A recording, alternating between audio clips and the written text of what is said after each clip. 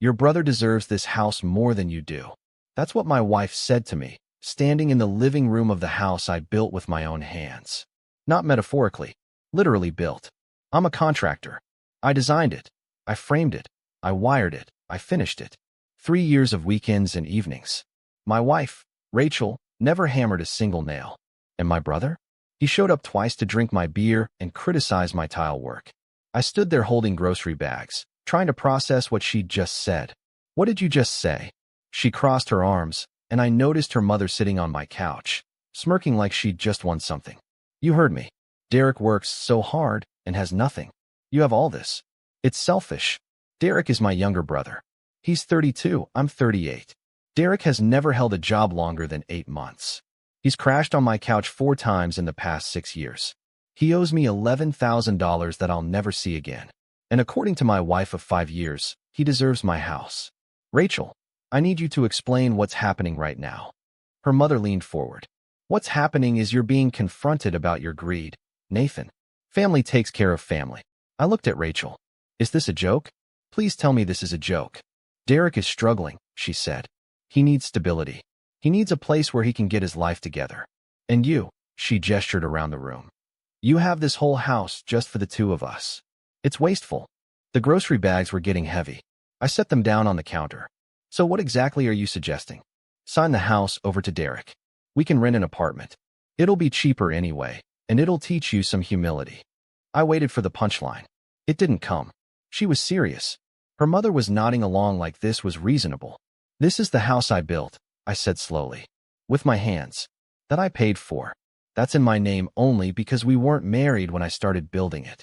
Exactly, her mother jumped in. It's not even a marital asset. You're holding it over her head. That's financial abuse. I actually laughed. Couldn't help it. Financial abuse.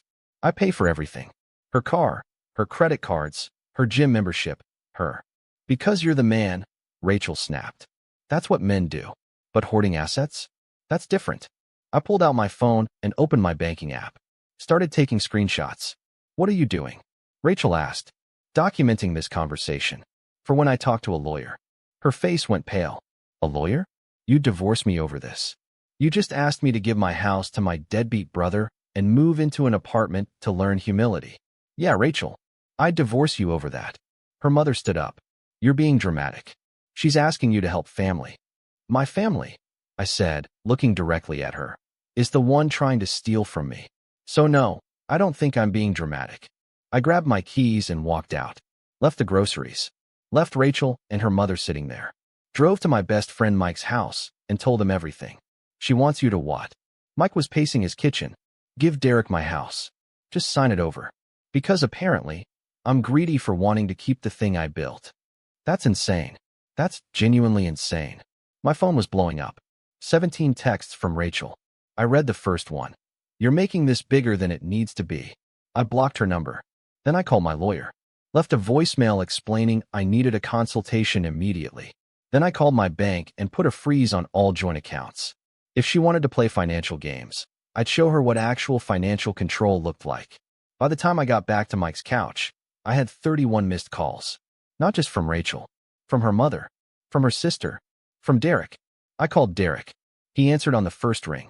Nathan, man, I don't know what Rachel told you, but did you ask her to get me to give you my house?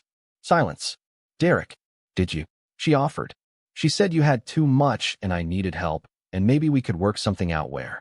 I hung up. So it wasn't even her idea. She'd offered.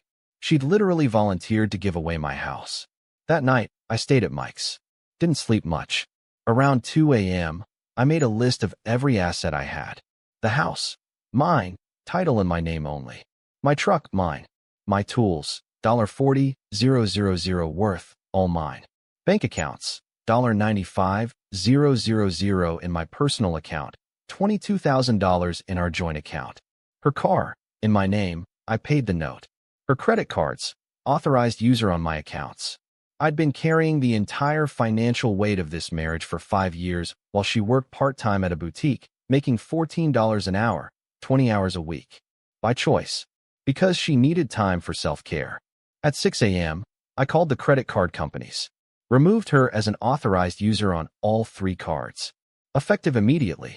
At 7 a.m., I went to the bank when they opened, moved every dollar from the joint account into a new individual account, $22,000 secured. At 8 a.m., I called my insurance company, removed her from my auto policy. She could figure out her own insurance. At 9 a.m., my lawyer called back. I told her everything. She listened, asked questions, took notes. Nathan, you're not married to this woman in a way that gives her any claim to the house. Arizona is a community property state, but assets you brought into the marriage stay yours. You built that house before you married her. She has no claim. What about everything else? What do you want to do? I want her out. I want a divorce. I want to make sure she can't come after anything I've worked for. Then we file today? I'll have papers ready by this afternoon. If you're still here, stay with me, because what happened next made everything else look mild. I went to work that day, had a job site to inspect, focused on measurements and materials, and kept my phone off. When I turned it back on during lunch, I had 67 notifications. Most were from unknown numbers. Her friends, her family, people I'd never even met. All variations of the same message. How could you abandon your wife? You're disgusting. Real men don't run away from problems. One message stood out.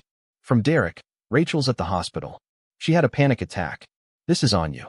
I called the hospital, asked for Rachel's room. They transferred me to the ER. A nurse answered. She's stable. She's being evaluated. Are you family? I'm her husband. She'd like to see you. I hung up. Didn't go. Sent one text to Derek. She can panic all she wants.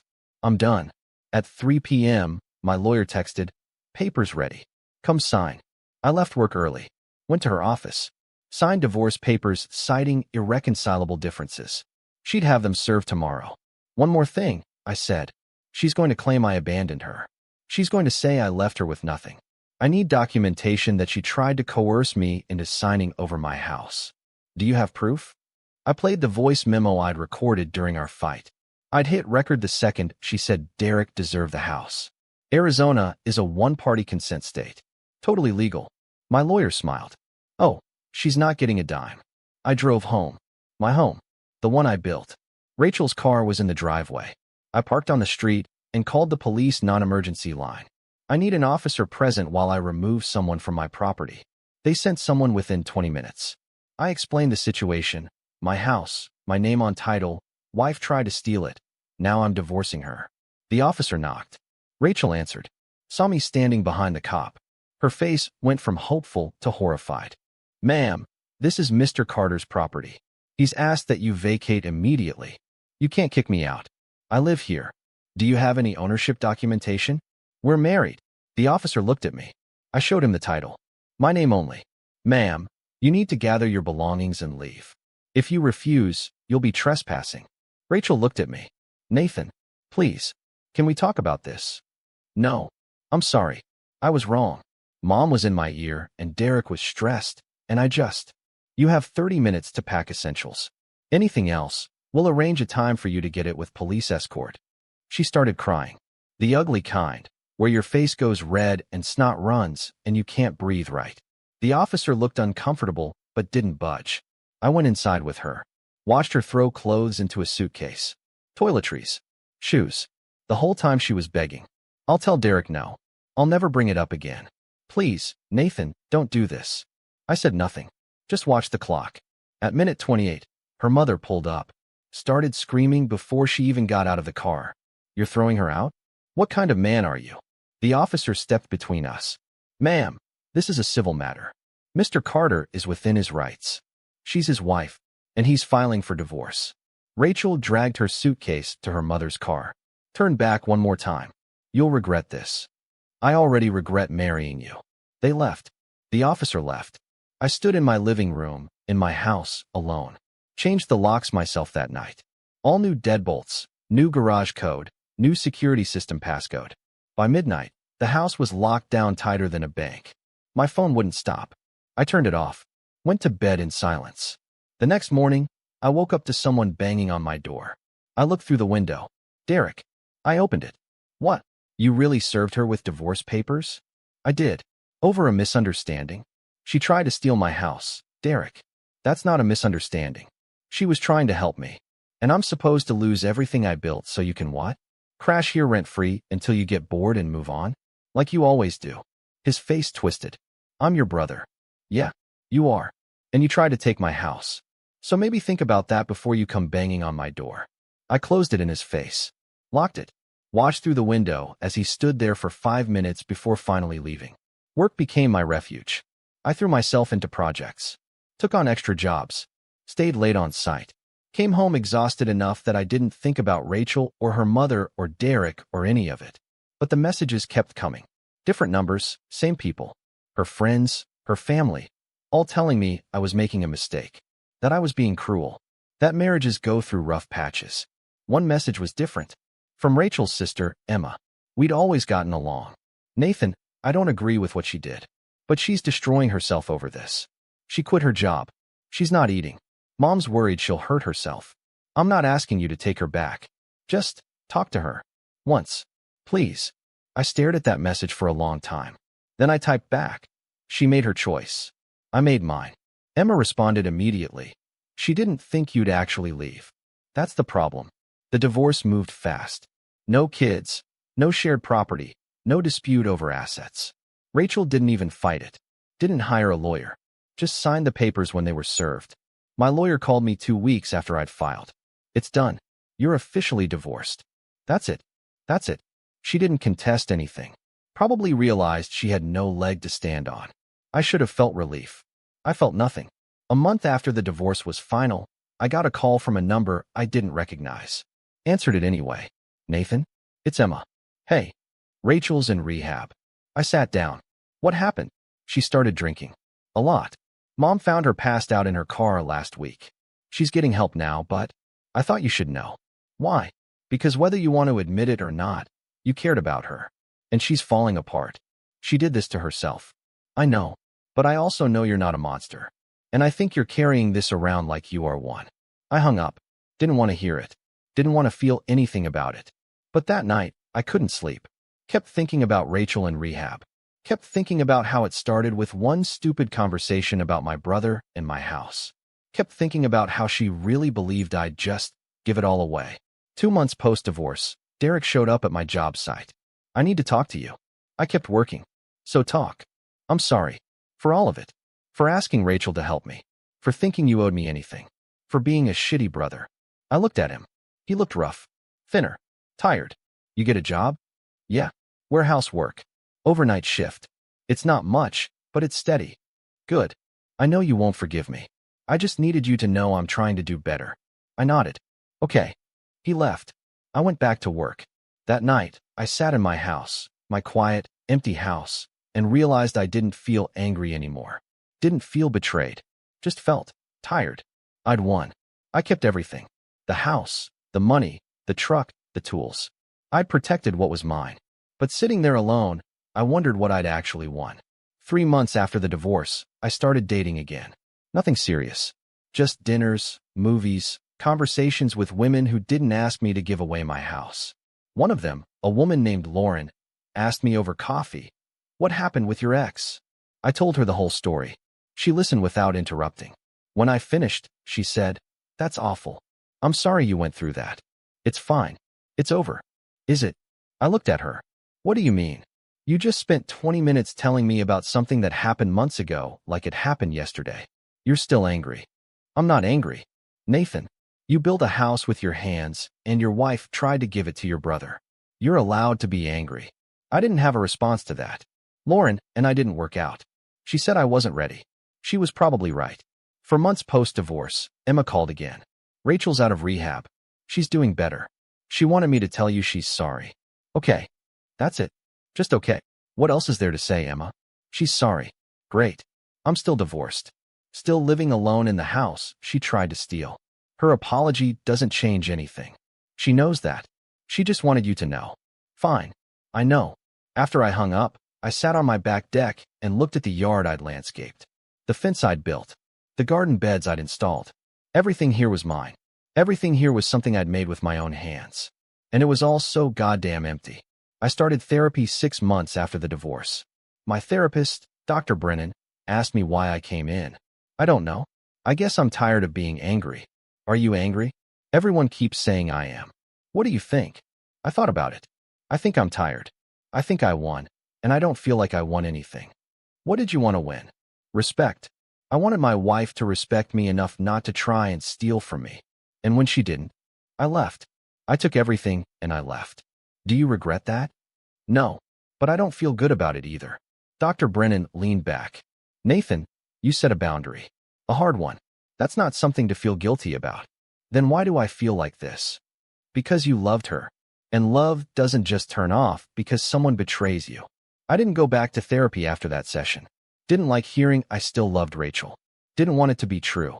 8 months after the divorce, I ran into Rachel at a grocery store. She looked better, healthier. Her hair was different, shorter, lighter. She saw me and froze. Nathan. Rachel. Silence. You look good, she said finally. Thanks. You too. I'm sober now. 6 months. That's good. I'm glad. More silence. I really am sorry, she said. For everything. I know. Do you hate me? I thought about it.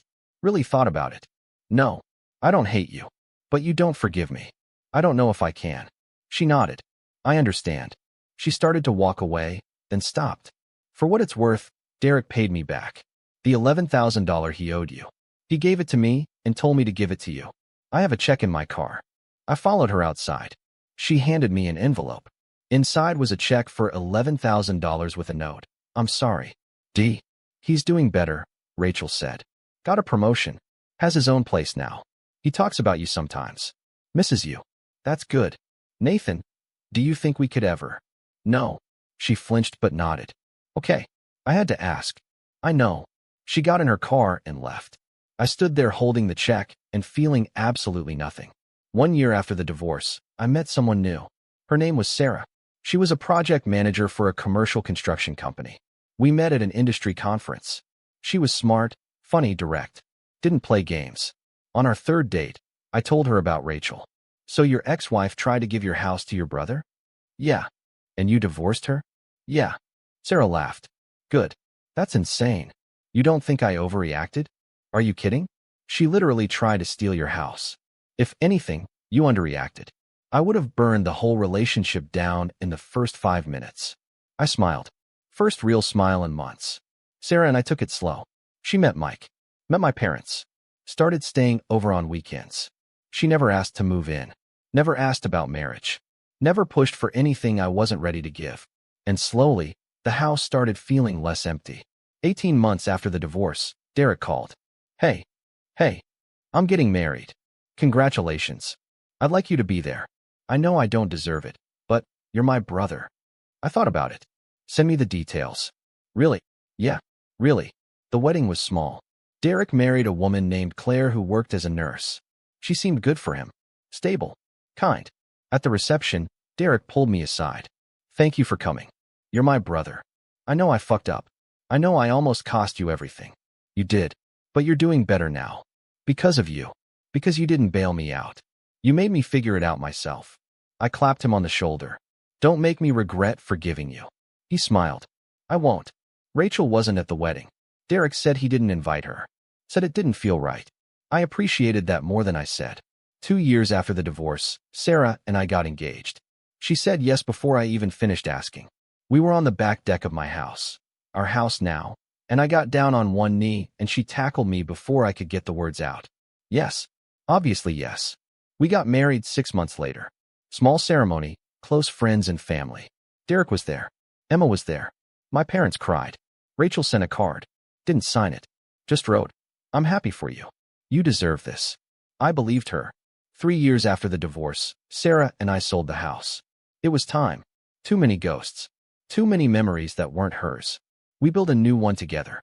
Smaller, simpler, but ours from the ground up. She handed me nails and held boards steady and learned how to use a miter saw. We worked side by side every weekend for a year. The day we moved in, she looked around the empty living room and smiled. This is ours. Yeah, it is. No one's taking this from us. No, they're not. We christened every room that night. Laughed until we couldn't breathe. Fell asleep on an air mattress in the middle of the floor. And for the first time in years, I felt something other than tired. I felt home. 4 years after the divorce, I got a message from Emma. Rachel got married. Thought you'd want to know. I didn't respond. Just deleted the message and went back to work. Sarah noticed. Everything okay? Yeah. Rachel got married. How do you feel about that? I don't. She kissed my cheek. Good answer. That night, I thought about the man I was 4 years ago. The one who walked out of his house with grocery bags still on the counter. The one who burned everything down in 48 hours. I didn't regret it. Not for a second. But I was glad I wasn't that man anymore. 5 years after the divorce, Derek and Claire had a baby. A girl. They named her Natalie. Derek called me from the hospital. We'd like you to be her godfather. I'd be honored. When I held her for the first time, tiny and perfect and new, I thought about all the things that had to break for this moment to exist. My marriage had to end. Derek had to hit bottom. I had to learn to forgive. And somehow, out of all that wreckage, we'd built something better. Sarah squeezed my hand. She's beautiful. Yeah, she is. Derek looked at me. Thank you for not giving up on me. You're my brother. I couldn't if I tried. That night, driving home with Sarah beside me, I realized I hadn't thought about Rachel in months. Hadn't wondered what she was doing. Hadn't felt angry or betrayed or bitter. I'd just moved on. The house she tried to steal was gone, sold to a young couple with big dreams. The brother she tried to use was thriving, married, a father. And me? I was happy. Genuinely, completely happy. She'd wanted to teach me humility. Wanted to show me I had too much. Instead, she taught me exactly what I was worth. And I'd never settled for less again. 6 years after the divorce, I got a call that changed everything. It was from a number I didn't recognize. I almost didn't answer, but something made me pick up. Is this Nathan Carter? Yeah. Who's this? This is Detective Maria Santos with the Phoenix Police Department. I'm calling about your ex-wife, Rachel Hoffman. My stomach dropped. What happened?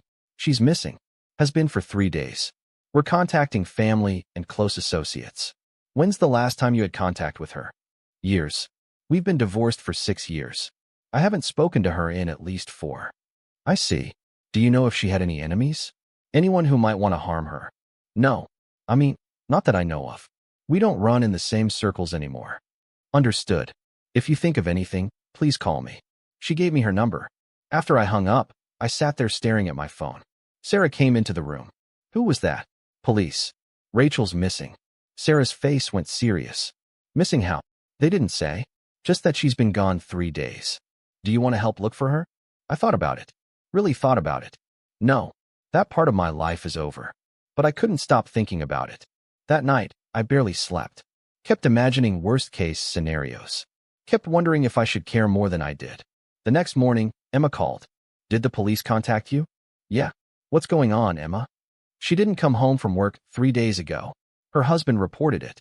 They found her car at a park with her phone inside. No signs of struggle, no note, nothing. Her husband seems concerned. He's a mess. They've been married 2 years. He's a good guy, Nathan. He really loves her. That's good. I hope they find her. That's it. You hope they find her. Emma, what do you want me to say? We've been divorced for 6 years. I've moved on. I'm sorry she's missing, but I'm not part of her life anymore. Silence. Then, she kept a photo of you. In her wallet. Her husband found it when he was looking for clues. I didn't know what to say to that. I thought you should know, Emma said. She never really got over you. After she hung up, I told Sarah everything.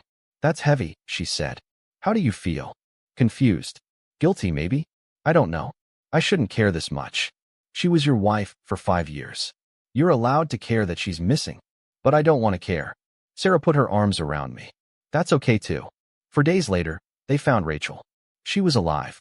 She'd checked herself into a mental health facility 2 hours outside Phoenix. Hadn't told anyone. Just drove there, walked in, and asked for help. Emma called me with the news. She's okay. She had a breakdown. Work stress, marriage stress, everything just hit her at once. She needed to get away. I'm glad she's safe. Her husband's furious she didn't tell him. But he's also relieved. Good. He should be both. Nathan, she asked about you. Asked if you knew she was missing. What did you tell her? That the police contacted you. She wanted to know if you helped look for her. And I told her the truth. That you've moved on. That you're married. That you have your own life now. How'd she take it? She cried. But I think it was what she needed to hear. After Emma hung up, Sarah looked at me. You okay? Yeah, I think I am. And I was. Rachel was alive. She was getting help. Her husband loved her. She'd moved on, even if part of her was still stuck 6 years ago. But me? I was completely free. 7 years after the divorce, Sarah and I had our first child. A boy. We named him James. Derek came to the hospital. Brought Natalie, who was now 2 and obsessed with her baby cousin. He's perfect, Derek said, holding James carefully. You're going to be a great dad. Learn from the best, I said, looking at my own father, who was tearing up in the corner. My mother kissed my forehead. I'm so proud of you. Look at everything you've built. I looked around the hospital room. Sarah exhausted but glowing. My son tiny and perfect in Derek's arms. My parents, Mike, Derek's wife Claire, little Natalie. This was my family. This was what I'd built after everything burned down. And it was worth every painful step it took to get here. 8 years after the divorce, I ran into Rachel one last time. I was at Home Depot, loading lumber into my truck. She was walking across the parking lot with a little girl, maybe 3 years old. She saw me. Stopped. The little girl tugged on her hand. Mommy, come on. Rachel walked over. Nathan. Rachel. Hi. This is my daughter, Sophie. She's beautiful. Congratulations. Thank you. She looked at my truck, loaded with supplies. Still building. Always. It's what I do. I heard you have a son now. Yeah. James. He's almost a year old. That's wonderful. I'm happy for you. We stood there in awkward silence. Sophie pulled on her hand again. I should go, Rachel said. But Nathan, I want you to know something. Okay. Losing you is the best thing that ever happened to me. I raised an eyebrow. I mean it, she continued. You leaving forced me to face everything I was running from. My drinking, my entitlement, my complete lack of respect for people who loved me. I had to rebuild from nothing. And it sucked. It was the hardest thing I've ever done. But I'm better now. I'm actually happy. And I never would have gotten here if you'd stayed. I didn't know what to say. So thank you, she said, for having the strength to walk away, for knowing your worth, for not letting me destroy you. You're welcome, I think. She smiled. Take care of yourself, Nathan. You too, Rachel. She walked away with Sophie. I watched them go and felt something I hadn't felt in 8 years. Closure. That night, I told Sarah about the encounter. She thanked you for leaving her? Yeah. Said it was the best thing that happened to her. Sarah laughed. That's actually kind of beautiful. In a twisted way. I guess it is. Do you ever wonder what would have happened if you'd stayed? No. Because I know what would have happened. I would have lost everything. My house, my self-respect, my sanity. She would have kept pushing boundaries until there was nothing left of me. And now she's happy. I'm happy. Derek's happy. Everyone got what they needed. Even if it hurt like hell to get there. Especially because it hurt like hell. Sarah kissed me. I love you, Nathan Carter. I love you too. 9 years after the divorce, I got a letter in the mail. It was from Rachel. Handwritten. Dear Nathan, I know we haven't spoken in a while, and I don't expect you to respond to this. I just needed to write it. I'm in therapy. Have been for 3 years now. My therapist suggested I write letters to people I've hurt. Not to send them, just to process my guilt and make amends in my own way. But I'm sending this one. Because you deserve to know how sorry I am. What I did to you was unforgivable. I tried to steal your house. I disrespected everything you built. I put my loser brother's needs above my husband's dignity. I was selfish and cruel and completely delusional. You didn't just lose a wife when you left. You lost 5 years of your life to someone who didn't deserve them. And I'm sorry for that. Truly, deeply sorry. I don't expect forgiveness. I don't expect anything. I just needed you to know that I understand now. I understand what I did to you. I understand why you left. I understand why you never looked back. And I'm grateful you didn't. Because it forced me to become someone worth being. I hope you're happy. I hope Sarah treats you the way I should have. I hope your son grows up knowing his father is a man of integrity who doesn't tolerate disrespect. You taught me that actions have consequences. It's a lesson I'll carry for the rest of my life. With genuine remorse and gratitude, Rachel. I read it 3 times. Then I showed it to Sarah. Wow, she said. That's actually really mature of her. Yeah. Are you going to respond? I don't think so. I think the letter was for her, not me. She needed to say it. I don't need to respond. Fair enough. I put the letter in a drawer. Didn't throw it away, but didn't frame it either. Just acknowledged it and moved on. 10 years after the divorce, Derek and I were sitting on my back deck, watching our kids play in the yard. James was 3 now, running around with Natalie, who was 5. Derek's second kid, a boy named Marcus, was crawling around on a blanket. Can you believe it's been 10 years? Derek asked. Since what? Since the Christmas dinner that blew up your marriage. I'd almost forgotten. It felt like a lifetime ago. Yeah, 10 years. I was such an asshole. Yeah, you were. And you still forgave me. Eventually. Derek took a sip of his beer. I think about that sometimes. How you could have just cut me off completely. How you had every right to never speak to me again. You're my brother. I was angry, but I wasn't going to lose you forever over it. Rachel did, though. Lose you forever. Rachel made her choice. You made yours. Yours was to get your shit together. Hers was to double down until I left. Do you ever regret it? Leaving her? Not once. Not even for a second. Derek looked at me. That must be nice. Being that sure of something. It is. Because I know what my life would have looked like if I'd stayed. And it would have been miserable. And now? I looked at Sarah inside, making lunch. Looked at James laughing in the yard. Looked at the house we'd built together. Now I'm exactly where I'm supposed to be. 11 years after the divorce, I got a Facebook message from Rachel's husband, Mark. Hi Nathan. I know this is out of the blue, but I wanted to reach out. Rachel talks about you sometimes. Not in a romantic way, just in a he changed my life way. I wanted to thank you for that. For being strong enough to leave her when she needed it. She's an amazing wife and mother now, and she credits a lot of that growth to losing you. So thanks. For helping make her the woman I fell in love with. Mark. I showed it to Sarah. Her husband is thanking you for divorcing her. That's peak irony. Right? Are you going to respond? Yeah, I think I will. I typed back.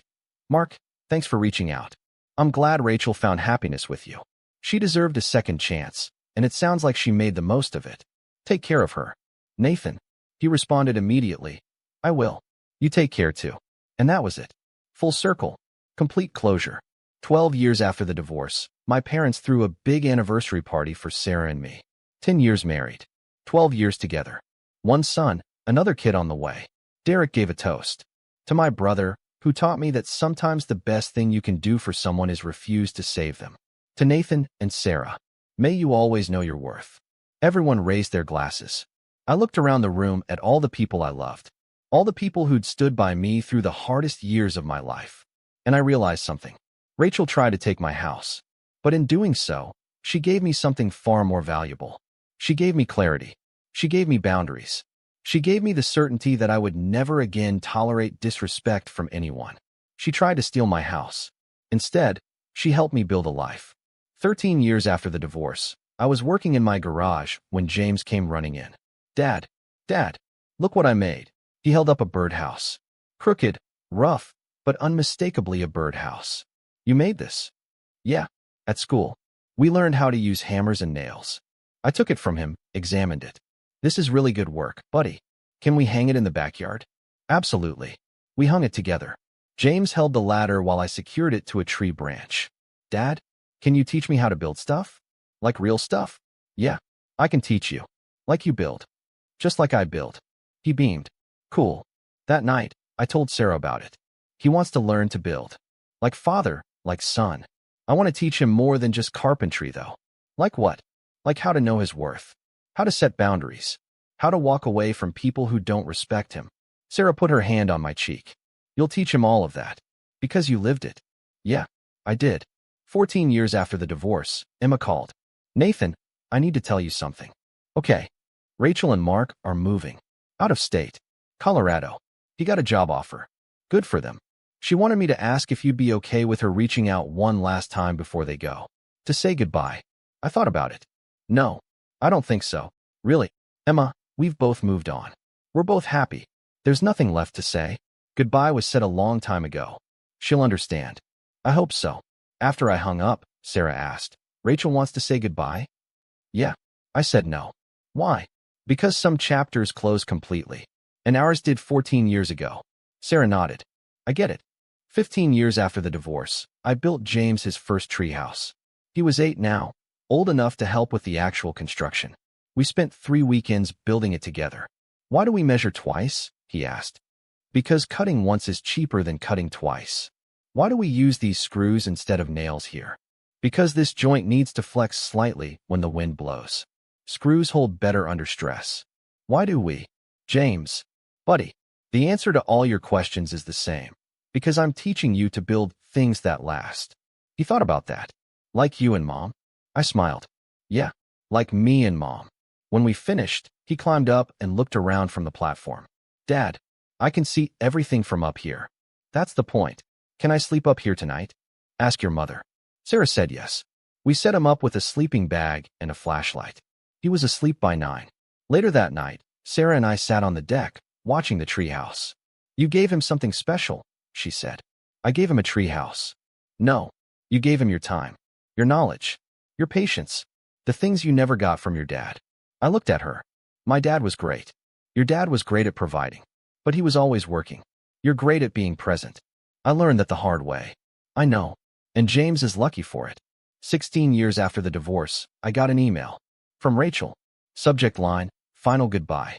I almost deleted it without reading. But curiosity won. Nathan, I know you asked Emma to tell me no when I wanted to say goodbye before we moved. I respect that, but I'm writing this anyway. Not to send you, just to write it for myself. 16 years ago, I had everything I could have wanted. A good man, a beautiful home, security, love, and I threw it away because I was too immature to appreciate it. You leaving me was the worst day of my life, but it was also the beginning of my real life. I'm a mother now, a wife, a woman who knows her worth and respects others. I'm sober. I'm stable. I'm happy. None of that would have happened if you'd stayed. So this is my final goodbye. Not to you, because you're already gone, but to the version of me who was stupid enough to lose you. She's gone too. Thank you for that. I closed the email. Didn't respond. Didn't need to. Sarah asked, was it important? No. Just someone saying goodbye to their past. Aren't we all? Yeah, I guess we are. 17 years after the divorce, Derek's daughter, Natalie, graduated high school. At the graduation party, she pulled me aside. Uncle Nathan, can I ask you something? Of course. Dad told me what happened with you and your ex-wife. How she tried to steal your house for him. I tensed. He did. Yeah. He wanted me to understand that actions have consequences. That even family can betray you. That boundaries matter. That's good advice. He said you saved his life by leaving. By not enabling him anymore. By forcing him to grow up. I don't know about saved his life. I do. Because the dad I have now, the one who shows up and works hard and loves us, he says that's the dad you made him become. I didn't know what to say. So thank you, she said, for being strong enough to walk away. My dad's a better man because of it. She hugged me and walked away. I stood there thinking about the ripple effects of that one decision 17 years ago. If I'd stayed with Rachel, Derek never would have hit bottom. Never would have changed. Natalie wouldn't have the father she has now. Sometimes walking away isn't selfish. Sometimes it's the most loving thing you can do. 18 years after the divorce, Sarah and I celebrated our 17th anniversary. We went back to the restaurant where we had our first date. Same booth, same wine, same everything. Can you believe it's been 17 years? She asked. Honestly, no. Feels like yesterday. Do you ever think about her? Rachel? Yeah. Sometimes. Not often. Just when something reminds me of that time in my life. Do you regret any of it? I thought about it. Really thought about it. I regret marrying someone I wasn't compatible with. I regret wasting 5 years trying to make something work that was broken from the start. But I don't regret leaving. That's the one thing I'd do exactly the same. What did you learn from it? That I'd rather be alone than disrespected. That my peace is worth more than anyone's presence. That walking away is sometimes the strongest thing you can do. Sarah raised her glass. To walking away. I clinked mine against hers. And to finding someone worth staying for. 19 years after the divorce, I got a call from Emma. Nathan, I have to tell you something. Okay. Rachel and Mark are getting divorced. I felt nothing. I'm sorry to hear that. It's amicable. They just grew apart. But she's moving back to Arizona. Wanted me to let you know. Why? I don't know. Maybe she thinks you should know. Emma, I haven't thought about Rachel in years. I'm married. I have kids. I have a life. Her moving back to Arizona doesn't change anything for me. I know. I told her that. And she said she knows. She just wanted you to know she's around. In case you ever wanted to talk. I don't. I'll tell her. After I hung up, Sarah looked at me. Rachel's moving back. Yeah. How do you feel? I feel like it doesn't matter. She's a stranger to me now. Good answer. 20 years after the divorce, I was at a coffee shop when I saw her. Rachel, 20 years older. Still recognizable, but different. Softer. Sadder. She saw me. Our eyes met. She smiled slightly. I nodded. She didn't come over. Didn't wave. Just acknowledged me and went back to her book. I got my coffee and left. That was it.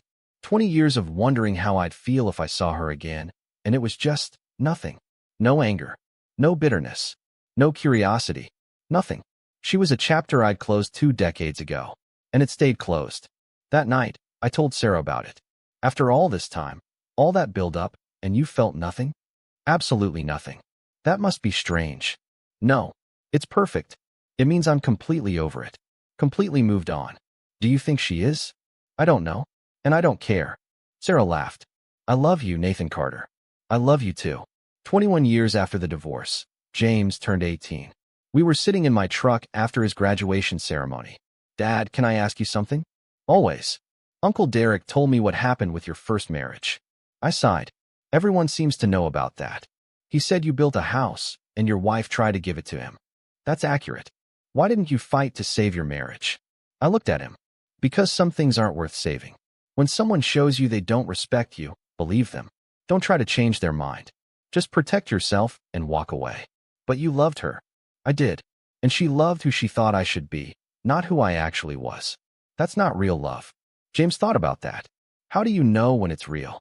When someone respects you even when they're angry. When they build with you, not against you. When they show up consistently, not just when it's convenient. Like you and Mom. Exactly like me and Mom. He nodded. Thanks, Dad. For what? For teaching me what not to settle for. I smiled. Anytime, son. 22 years after the divorce, Derek called me. Mom's in the hospital. What happened? Stroke. Mild one. But they're keeping her overnight for observation. I drove to the hospital immediately. My father was there, looking older than I'd ever seen him. Derek sat beside him. We waited together. 3 men who'd been through hell and back. Mom pulled through. She recovered fully. But sitting in that waiting room, Derek leaned over and whispered, I'm glad we made it here. What do you mean? I mean, we almost didn't. We almost stayed broken. You could have cut me off. I could have stayed a mess. But we made it. Yeah, we did. Because you didn't enable me. Because you knew when to walk away. I put my hand on his shoulder. We're good, Derek. We've been good for 20 years. I know. I just need you to know I know. I know. 23 years after the divorce, I retired. Sold my construction business to a younger guy who reminded me of myself at 30. Stepped back from the daily grind. Started consulting part-time. Sarah and I bought an RV, started traveling. Saw the country together.